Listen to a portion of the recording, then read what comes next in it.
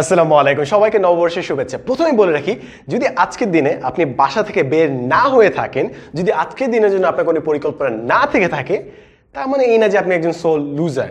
কিছু মানুষ বাসায় থাকতে পছন্দ করে, কিছু মানুষ বাইরে ঘুরতে পছন্দ করে। জাস্ট বিকজ আপনি ওই কোনো একটা লাইফস্টাইলের প্রতি অ্যাক্টিভ না, তার মানে এই না যে আপনি একটা লুজার। তো এই জিনিসটা বলে আমি যে শেয়ার করি যে আজকে আমার অভিজ্ঞতাটা কেমন ছিল।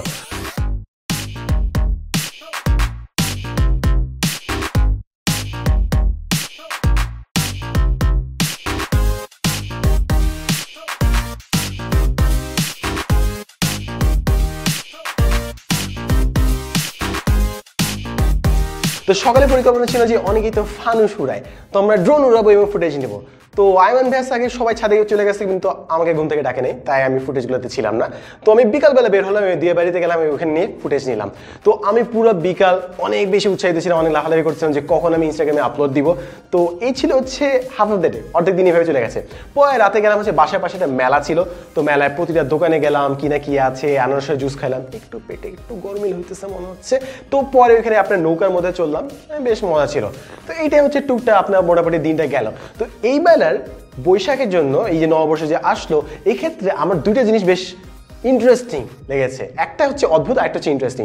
অদ্ভুত জিনিসটা হচ্ছে আমি সকালবেলা ঘুম থেকে উঠে শুনলাম যে মোটরসাইকেলে যদি আপনি নিজে বউ বাদে অন্যকে নিয়ে ঘুরেন, তাহলে বলে আপনাকে অ্যারেস্ট করা হচ্ছে কিংবা আপনাকে বলে ধরা হচ্ছে। এই জিনিসটা আমার মাথায় আসলো যে কাহিনী কি। কারণ দেখেন, আমি জিনিসটা অন্যভাবে যদি আমি এক্সাম্পল দিই, সেটা হচ্ছে চুরি যদি আপনি করেন, বলা হলো যে সব দিনে তুমি চুরি করতে পারবা, খালি বৃহস্পতিবার তুমি চুরি করতে পারবে না। জিনিসটা কেমন একটা মেসেজ দেয় না, যে চুরি করা যদি আসলেই খারাপ কিছু হয়, তাহলে তো সব দিন ওইটার জন্য আমাকে ধরার কথা। সিমিলারলি যদি আপনি ওইখানে টাঙ্কি মারতে যান, যদি একটা অনৈতিক জিনিস হিসেবে দেখা হয়, তাহলে তো আপনার সব দিনই দেখার কথা, সব দিনই ধরার কথা। একটা নির্দিষ্ট দিনে কেন ধরতেছে, এটা একটা মিক্সড মেসেজ দেয় না যে এই দিন ঘুরলে দোষ, বাট অন্য দিন ঘুরলে দোষ না, কারণ ওই দিন ধরতেছে না। তো আমার জিনিসটা একটু অদ্ভুত লেগেছে।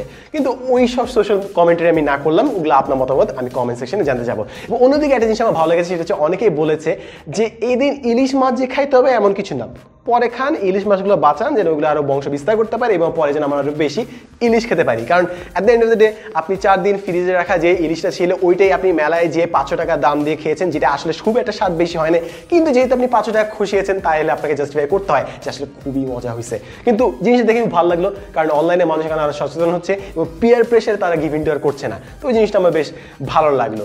এবং ফাইনালি যদি কিছু বলতে হয়, সেটা হচ্ছে যে একটা ডিফারেন্স আমার মাথায় বারবার আসে, একটা পার্থক্য। সেটা হচ্ছে যে আপনার যখন ইংরেজি নববর্ষ আসে 1 জানুয়ারি, তখন অনেকেরই অনেক পরিকল্পনা থাকে যে আমি এই বছরে এই করবো, ওই করবো, এই করবো, প্ল্যান, বই লিখবো, এই করবো, ওই করবো।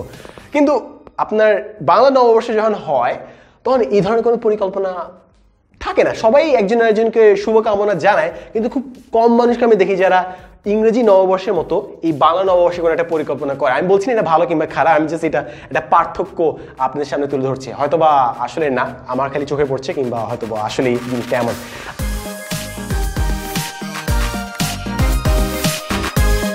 ফাইনালি যাওয়ার আগে আমি খালি বলবো যে হয়তোবা ফেসবুকে আপনি এখন স্ক্রল করছেন, কারণ হয়তোবা অনেকে বাইরে কোথাও যাননি, কিংবা হয়তোবা বাইরে গিয়েছেন, অনেক সেলফি তুলেছেন, এগুলো আপলোড দেখান, দেখছেন যে জাস্ট দেখছেন যে আপলোড দিয়ে জাস্ট দেখছেন, ওদের সাথে কথাবার্তা বলছেন। আমি এমন নিশ্চয়ই বলবো না যে আপনারা লাইকের জন্য আপলোড দেন, সবাই তো এমন না, তাই না?